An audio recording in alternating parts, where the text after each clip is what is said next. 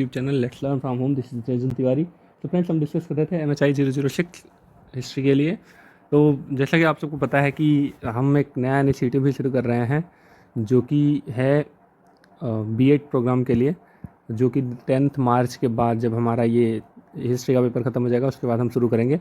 तो प्लीज़ जो भी इंटरेस्टेड हैं, जो भी B.Ed करना चाहते हैं या कर रहे हैं, जो CTET का एग्ज़ाम देना चाहते हैं, प्लीज़ आप चैनल पे स्टे ट्यून रहिए और आप अपने फ्रेंड्स वगैरह को भी प्लीज़ आप इसको शेयर कीजिए ताकि हमारा जो इनिशिएटिव है या जो हम एफ़र्ट्स करते हैं उसको सही से लाभ मिल सके।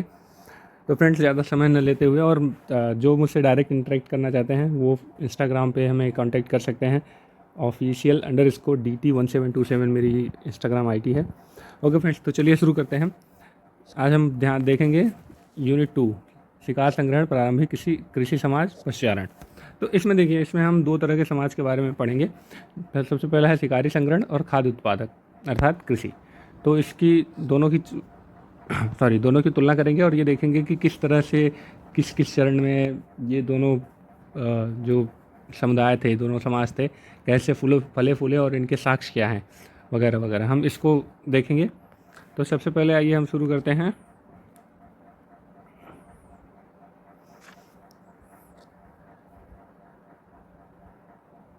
पूरा पाषाण युगीन समाजों के पुरातात्विक साक्ष्य।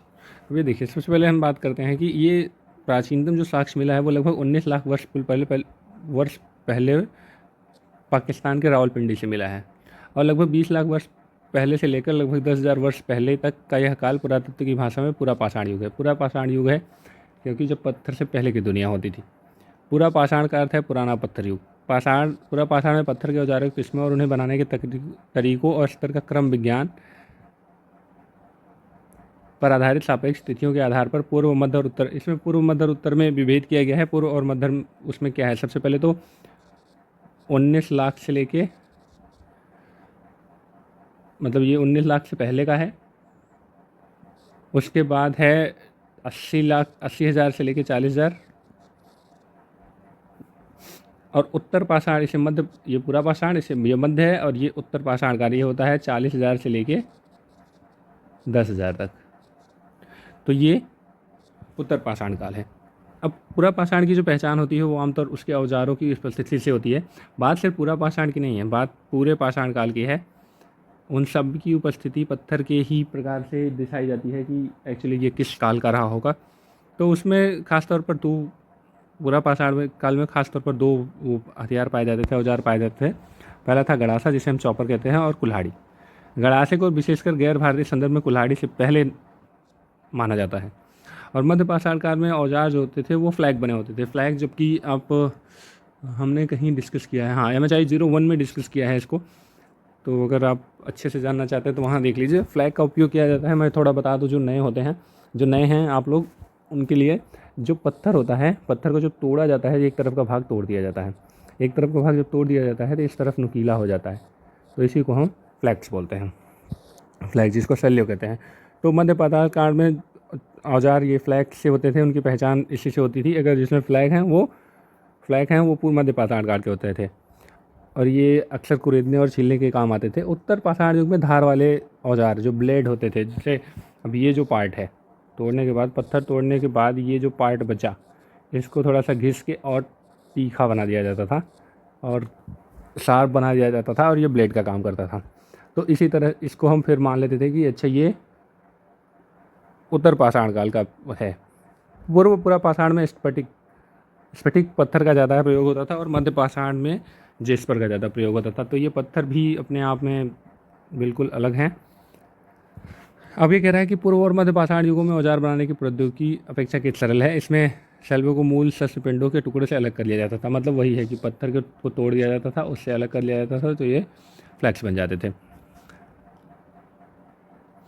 फिर आगे कहते हैं कि जो पूर्व पाषाण युग में है उसमें गणासा जैसे औजार को काम के सिरों पर छीला जाता था, जबकि कुल्हाड़ी ऐसी बनाई जाती थी कि कुल्हाड़ी को दोनों तरफ से उसको थोड़ा सा बना लिया जाता था, जिसे हम कहते थे द्विमुखी औजार। तो ये कुल्हाड़ी बन जाती थी। तो कुल्हाड़ी बनाने में जो औजार का जो प्रौद्योगिकी का इस्तेमाल किया गया है वो बता रहे हैं कि मध्य पूरा पाषाण काल से शुरू हुआ है, किंतु सबसे अधिक इसमें देखने को मिलता है नव पाषाण काल में। अब इसमें नवपाषाण काल में एक ही पत्थर के टुकड़े को इस तरह से काटते थे कि ताकि उसमें अलग अलग फलक तैयार हो सके। तो वो थोड़ा सा अच्छा माना जाता था, या प्रौद्योगिकी का विकास हो चुका था। अब सबसे इम्पोर्टेंट ये चीज़ है कि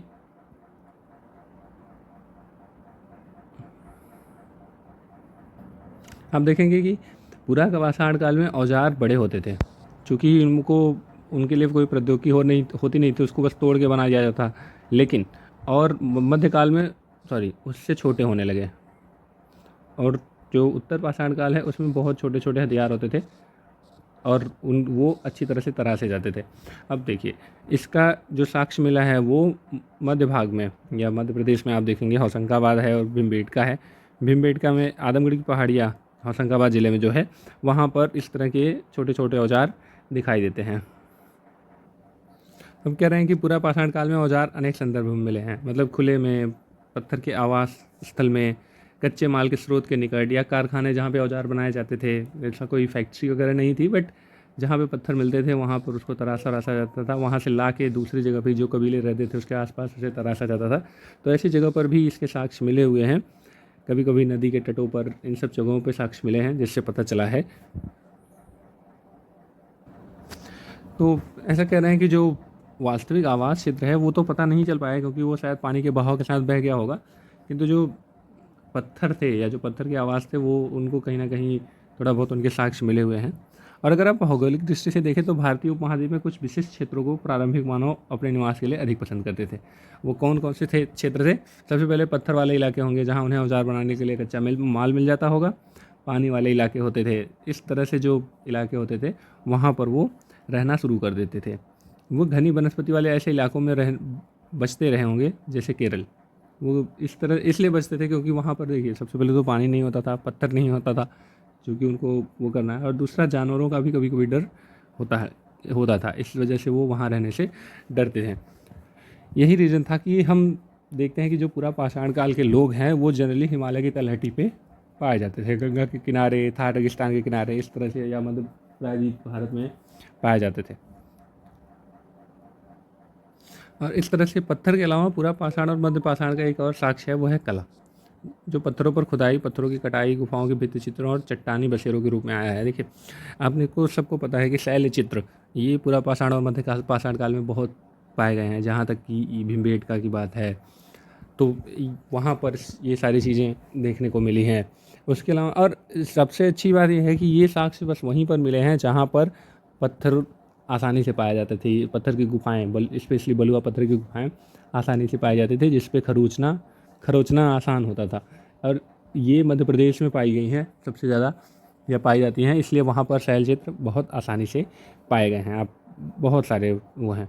और इसके अलावा सुहा है, जैसे जो पोर्टेबल कला वस्तुएं हैं वो उसमें भी मिले हैं। जैसे राजस्थान में शुतुरमुर्ग के अंडे मिले हैं, जो अगर कार्बन राइटिंग से देखा जाए तो वो 40,000 पूर्व ईसा पूर्व के दिखा रहा है। इसी तरह से पाटने के अंडे के छिलके मिले हैं, जो 25,000 ईसा पूर्व के हैं।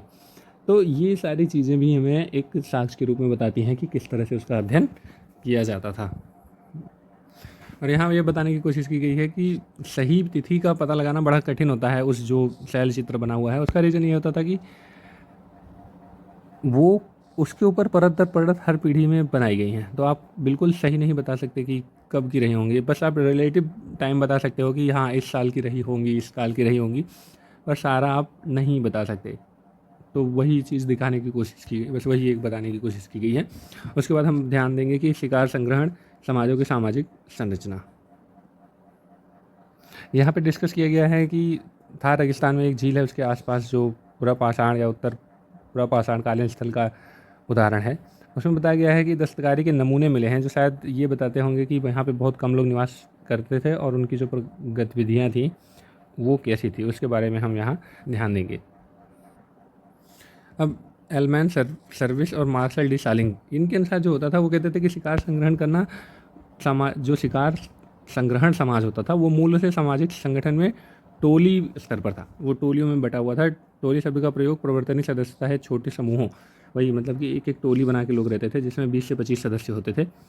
इस प्रकार ये करते क्या थे, ये उत्पादन की एक इकाई के रूप में होते थे कि मतलब कि अगर छोटे मोटे शिकार करना है, मछली पकड़ना है, रसद इकट्ठा करना है, ये सारी चीज़ें एक अपने लेवल पर इकट्ठा करते थे। लेकिन अगर कोई बड़ा शिकार करना है सामूहिक रूप से, तो ये सब दोनों मिल जाते थे और ग्रुप में जाके शिकार करते थे। तो वही कह रहे हैं कि ये एक अपने कार्य के लिए अपनी जो टोली की सदस्यता होती थी वो धीरे धीरे बदलती भी रहती थी। लेकिन परिवार लेवल पर छोटे छोटे काम होते थे, लेकिन बड़े शिकार जो होते थे वो टोली के रूप में होते थे। अब वही कह रहे हैं, नेक्स्ट कहते हैं कि शिकार संग्रहण समाज पूरी तौर पर जंगली पेड़ पौधों और जानवरों पर निर्भर होता था। मुख्य तौर पर स्त्रियां जंगल में खाद्य सामग्री जंगल से इकट्ठा करती थी। खाद्य, यहाँ कह रहे हैं कि शिकार की अपेक्षा आहार का अधिक ठोस अंग होता था। विद्वानों का यह मानना है कि इन समुदायों को संग्राहक शिकारी कहना अधिक उपयुक्त होगा। जो कुछ भी संग्रह अथवा शिकार के माध्यम से हासिल किया जाता था वह आवश्यकता के अनुसार रहता होगा और उसे तुरंत खा लिया जाता होगा। चूँकि उसके भंडारण की कोई व्यवस्था थी नहीं, उनको तकनीक पता नहीं थी, इसलिए उसका भंडारण नहीं हो पाता था। कह रहे हैं कि पेड़ पौधों और जानवरों दोनों की उपलब्धता के लिए उन्हें बार बार अपना स्थान बदलता रहना पड़ता था। तो एक जगह पे रहते थे, जब वहाँ पे लगता था कि अब ये यहाँ पे खाने की प्रॉब्लम होगी तो वो कहीं और चले जाते थे। और सबसे बड़ी चीज़ यही दिखाई गई कि अगर कोई आसानी से अपना जगह बदल सकता है तो ये माना जा सकता है कि आबादी कम रही होगी, जिस वजह से वो मतलब अपनी जगह फ्रिक्वेंटली चेंज कर सकते थे, या इसलिए भी कि उनको ऐसे काम करने पड़ते हैं कि जगह चेंज करनी पड़ती है, इसलिए वो अपनी आबादी भी, जनसंख्या भी कम रखते होंगे, ऐसा माना जा सकता है।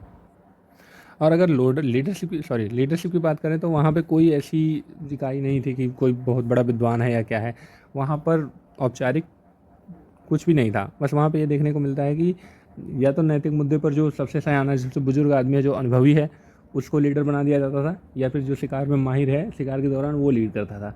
ऐसा नहीं होता था कि नहीं उनके यहाँ अगर कोई राजा है तो उसका बेटा राजा बनेगा या राजा कोई होगा, इस तरह की चीज़ें वहाँ नहीं थी। अगर कर्मकांड के स्तर पर देखें तो वहाँ तो टोटेमी विश्वास रहे होंगे। टोटेमी कोई वृक्ष अथवा पशु अथवा जड़ वस्तु हो सकती थी जिसका संरक्षण और पूजा की जाती थी। अक्सर आप देखिए पुराने जो मूवीज़ होती हैं उसमें दिखाया जाता है कि पेड़ की पूजा की जा रही है, उसके आसपास लोग बैठे हुए हैं। तो ये सारी चीज़ें भी वो बता रहे हैं कि ऐसा कुछ हो सकता है कि कोई एक जड़ चीज़ हो जिसकी ये लोग रक्षा करते हैं और उसकी पूजा करते हैं। ठीक है, अब नेक्स्ट हम देख रहे हैं कि मध्य पाषाण नवपाषाण चरण की निरंतरता और पालतू बनाने की प्रक्रिया। अब यहाँ ये बताने की कोशिश की गई कि लगभग 10,000 ईसा पूर्व में अत्यंत नूतन से न्यूनतम युग का रास्ता दिखाया। वो बता रहे हैं कि जलवायु बदलना शुरू हो गई, वर्षा होने लगी, फ्रिक्वेंटली आता दिखाई देने लगी, तो झीलों, नदियों और जल स्रोतों पर निर्भरता बढ़ गई, जिसकी वजह से धीरे धीरे वो लोग एक जगह पर रहना शुरू कर दिए और परिस्थितियों के साथ सामंजस्य बनाना शुरू कर दिया गया। अब हम देखते हैं कि बेलान घाटी में चौपानी मांडो और राजस्थान में बुगार, यहाँ पर ये स्थल देखने को मिलते हैं जहाँ पे वो लोग रहते थे। और दूसरी ओर हमारे पास एक उच्च मध्यपाषाण चरण के संकेत हैं जहाँ स्थल स्थायी या अर्धस्थायी रहे होंगे।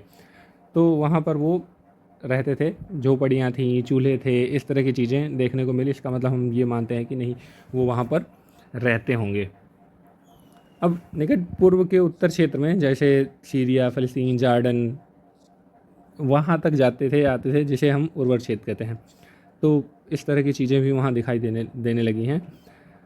और ऐसी जगह पे इसलिए जाते थे क्योंकि वहाँ हिरण, भेड़, बकरी जल संसाधन आसानी से वो होते थे और इसलिए उन्हें आसानी से पालतू बनाया जा सकता था क्योंकि वो ज़्यादा हिंसक नहीं होते थे।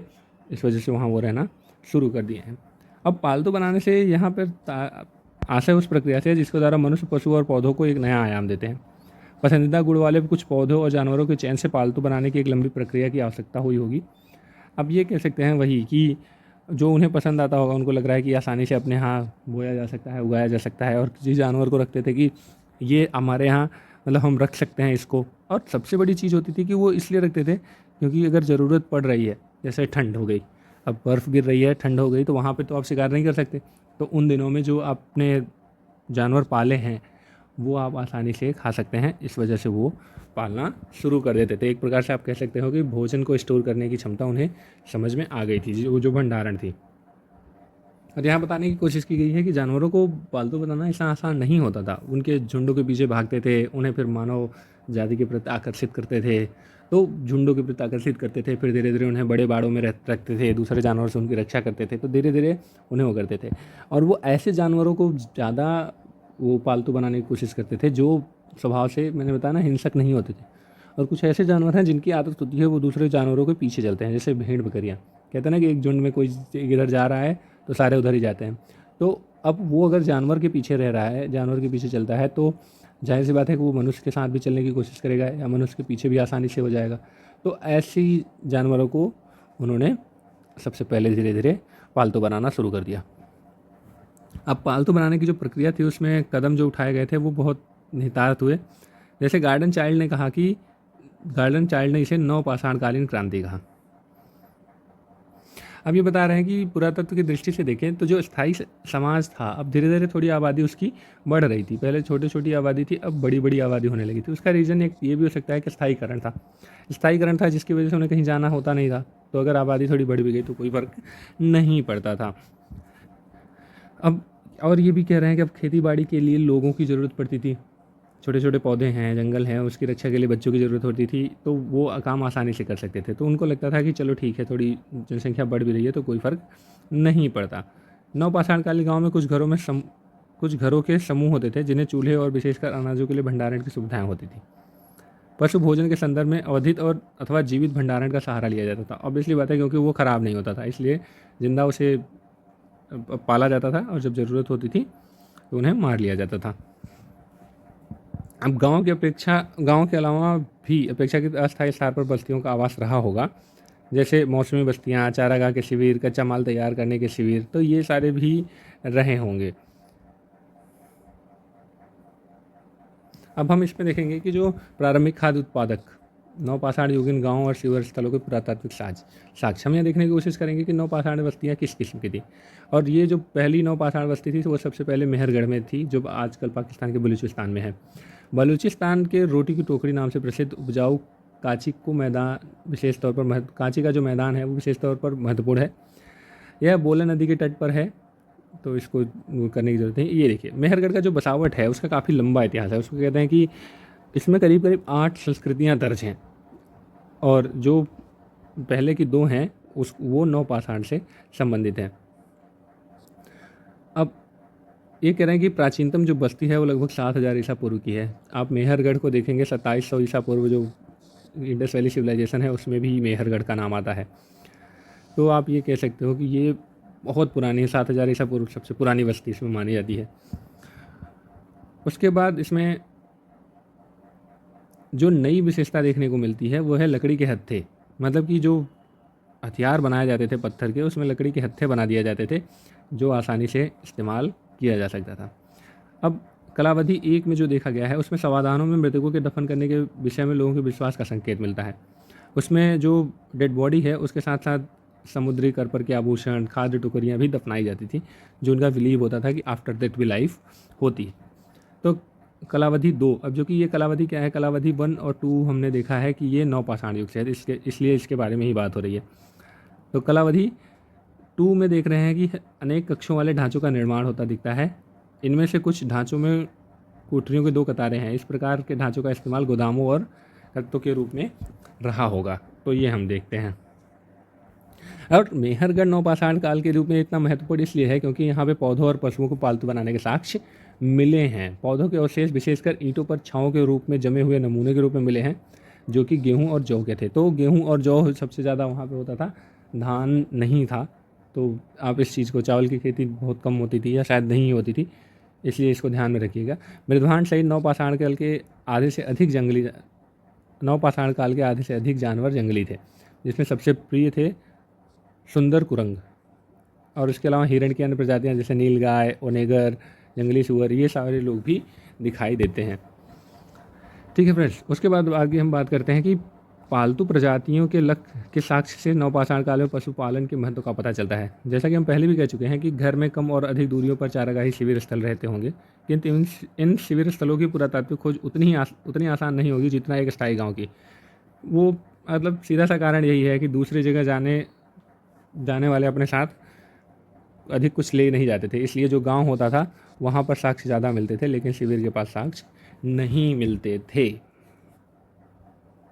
अब ये कह रहे हैं कि बुर्जहोम में कुछ ऐसे आवास दिखाई दिए हैं जो बहुत गहराई वाले गड्ढों की शक्ल में होते थे, जिनके गड्ढों के आसपास छेदे और इस्तेमाल गड्ढे होते थे। और इसमें कुछ ऐसा होता था कि गड्ढों के ऊपर ये खाना, गड्ढों के अंदर और बाहर दोनों तरफ पे खाना बनाने का इस्तेमाल होता था। आप लोगों में से अगर किसी ने स्काउटिंग की है तो उसे पता है कि यहाँ मतलब उसे पता होगा किस तरह का खाना कैसे बनाते हैं। और ये कह रहे हैं कि और ये गड्ढों का इस्तेमाल ठंड में रहने के लिए भी करते थे, ताकि खुद को ठंड से बचाया जा सके। उसके बाद परवर्ती जो नवपाषाण काल था, जो बाद में आया, लगभग 1700 ईसा पूर्व तक चला, बुर्जहोम में गड्ढों का इस्तेमाल आवास के रूप में बंद हो गया और मिट्टी और कच्ची ईंटों के ढांचे बन गए। हाथ से बने हुए मिट्टी के बर्तनों और नवपाषाण युगीन औजार का इस्तेमाल जारी रहा। इसके अतिरिक्त कुछ वस्तुओं से बाहरी वाड़ागियों मतलब क्या पीर भी बनने लगे थे। चाक से बने लाल मिट्टी के पत्थर और कार्नेलियन जैसे पत्थरों के 950 मनकों और कुछ चित्रीय भांडों से दक्षिण के स्थित, मतलब ये सारी चीज़ें वहाँ पे मिली हैं, दिखाने की कोशिश नहीं है। और कहीं पर जो परवर्ती नवपाषाण काल है उसमें एक रोचक तथ्य ये दिखा है कि मनुष्य के साथ कुत्ते को भी दफनाने का एक क्या कह सकते हो आप, कब्र मिली हुई है। तो ये प्रथा भी वहाँ देखने को मिलती है। अब हम देखते हैं उत्तर पाषाण काल और मध्य पाषाण काल के साथ संपर्क के घोतक नवपाषाण युगीन गांवों का एक झुंड बिंद क्षेत्र, विशेषकर गंगा के मैदानों और बिलार तथा सोन घाटियों में बताया गया है। विभिन्न किस्मों के हस्तनिर्मित, इसको अगर आप छोड़ भी देंगे तो कोई दिक्कत नहीं है। नेक्स्ट देखते हैं। और यहाँ आप ये कह रहे हैं कि जो पशुपालन पर निर्भरता थी वह दक्षिण भारतीय नवपाषाण काल की एक विशेषता थी। उस क्षेत्र में अलग दिखाई, देखिए अगर चूंकि ये बहुत बड़ा चैप्टर सारे हैं तो आप सारा याद कर नहीं पाएंगे, इसलिए जितना बताया गया है या जितना डिस्कस किया जा रहा है, अगर आप इतना भी समझ के लिख देंगे तब भी आपको मार्क्स अच्छे से मिलेंगे। तो उसमें बहुत ज़्यादा आपको ये नहीं करना है कि सर आपने ये छोड़ दिया, सर आपने वो छोड़ दिया, क्योंकि घुमा फिरा के बातें वही हो रही हैं कि मेहरगढ़ से क्या साक्ष्य मिले हैं, बुर्जहोम से क्या साक्ष्य मिले हैं। इस तरह से आप कहीं कहीं पुट कर देंगे जो इम्पॉर्टेंट स्थल हैं, तो वहाँ से आपको अच्छे मार्क्स मिल जाएंगे। और प्लीज़ आप ऐसा करते समय जो ये आप किसी राइटर का नाम लिख रहे हैं, किसी जगह का नाम लिख रहे हैं या कुछ औजार का नाम लिख रहे हैं जो मिला हुआ है, तो प्लीज़ उसे आप अंडरलाइन कर दिया कीजिए, ताकि उनका ध्यान सिर्फ इसी पर जाए और उन्हें ये लगे कि हाँ बच्चे को आता है, तो वो बाकी चीज़ों को ध्यान नहीं देंगे। ओके फ्रेंड्स, उसके बाद अब हम बात करते हैं थोड़ा सा प्रारंभिक खाद्य उत्पादक समाजों की सामाजिक संरचना। ये थोड़ा ज़रूरी है तो इसको हम देख लेते हैं। ये कह रहे हैं कि यह आवश्यक नहीं है कि वृंद समाज जो शिकार संग्रहण था वो विकसित होकर जनजाति या कबायली समाज का रूप लेगा। वृंदों और टोलियों की तुलना में जनजाति समाज में सदस्यों की संख्या अधिक होती थी, क्योंकि हमने बोला है कि स्थायी बसावट हो गई थी, जिसकी वजह से वो जनसंख्या ज़्यादा हो गई थी। जो कुटुंबी संबंधों, वंशों, साझा पूर्वजों और संसाधनों के संयुक्त स्वामित्व था, उस पर समान पहुँच द्वारा एक दूसरे से बंधे होते थे। एक जनजाति में अनेक गोत्र होते थे, अनेक कुल के लोग होते थे। इसमें सबसे छोटी इकाई परिवार होती थी। यह श्रम की एकजुटता में सहायक होता है। तो वो श्रम की एकजुटता मतलब अगर कोई मेहनत वाला काम है तो सब लोग एक साथ मिलकर कर लेते थे। अगर सामाजिक दृष्टि से देखें तो समाज के जनजातीय स्तर की विशेषता कुटुंबीय संबंधों को दिए जाने वाले महत्व की निहित होती थी। ये समतावादी होते थे, मतलब समान उससे होते थे। कोई ऐसा नहीं था कि वही राजा का बेटा राजा नहीं होता था। ये कहते हैं कि उदाहरण के तौर पर निकट संबंधियों के बीच होने वाले विनिमय, तनाव और भोजन की कमी जैसे स्थितियों में सुरक्षा तंत्र का काम करते थे। कुल समूहों के बीच होने वाले विवाहों से जो गठबंधन बनते थे वे जुड़ाव पैदा करने वाले ताकतों के रूप में होते थे। वही चीज़ है कि एक दूसरे के साथ रिश्ते बनाते थे ताकि एक जुड़ाव हो सके। अभी कह रहे हैं कि जनजातीय स्तर पर एकीकरण करने वाले एक और ताकत सर्वजनहारी जनजाति संघ रहे होंगे, जिनमें से कुछ सगोत्री संबंधों से इतर भी होंगे। इनमें वे व्यक्ति रहे होंगे जो आयु और कर्मकांड तथा युद्ध तथा उपचार में दक्षता की जैसी विशेषताओं से आपस में बंधे होते हैं। और इसका रीज़न ये था कि वो एक दूसरे कबीले या दूसरे उस जनजाति के खिलाफ एकजुट होते थे या एकजुट रहते थे। और छापों तथा घात लगाकर वार करने की शक्ल में युद्ध का लक्ष्य माल पर अधिकार करना और पसंदीदा इलाकों में अतिक्रमण को रोकना होता था। तो ये सारी भी चीज़ें भी थी, तो आप इनको वो कर सकते हैं। धार्मिक विश्वासों की अगर हम बात करें तो पूर्वजों की पूजा समाज के जनजातीय स्तर पर महत्वपूर्ण हो जाती थी। इस प्रकार के विश्वासों को परिवार के स्तर पर अधिक पूर्वजों की पूजा, मतलब परिवार और वो गोत्र दोनों के आधार पर पूर्वजों की पूजा शामिल होती थी। पूर्वजों को समाज के सदस्यों के कल्याण के प्रति जिम्मेदार माना जाता था। दुर्भाग्यपूर्ण स्थितियों को दूर रखने के लिए यज्ञों और कर्मकांडों की बात होती थी। ये सारी चीज़ें आज भी चली आ रही हैं। तो जनजाति के भीतर कुछ व्यक्तियों में ऐसे कौशल होते थे जो शायद सभी में नहीं होते थे, जैसे अतिलौकिक शक्तियों से तरंदा की अवस्था में वार्तालाप करना, उपचार करना, भविष्य बताना। और ये कौशल जादूगर भी हो सकते थे और नहीं भी हो सकते थे, पर ये सारी चीज़ें समाज का महत्वपूर्ण हिस्सा थी। तो ये सारी चीज़ हमने पढ़ लिया। तो सारांश आप इसका निष्कर्ष भी लिख सकते हैं। और देखिए सबसे इम्पॉर्टेंट जो चीज़ मैं बताने की कोशिश कर रहा था वो यही कर रहा था कि हर लाइन टू लाइन पढ़ना और उसको एक्सप्लेन करना की ज़रूरत नहीं है।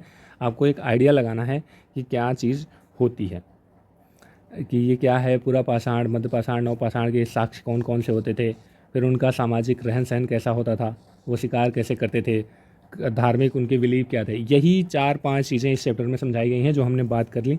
आप बुर्ज होम का एग्जाम्पल ले सकते हैं, आप मेहरगढ़ का एग्जाम्पल ले सकते हैं, आप होशंगाबाद जो वो शैल चित्र है आप उसकी बात कर सकते हैं, आप साउथ के बारे में बात कर सकते हैं, आप स्फटिक की बात कर सकते हैं। इसमें ये इतना ही काफ़ी होगा आपको अच्छे मार्क्स दिलाने के लिए। आई होप आप समझ रहे होंगे और पसंद कर रहे होंगे। प्लीज़ आप हमारे चैनल को सब्सक्राइब कर लीजिए और ज़्यादा से ज़्यादा लोगों तक इसे पहुँचाइए ताकि सबको इसका फ़ायदा मिले। Thank you so much, keep watching.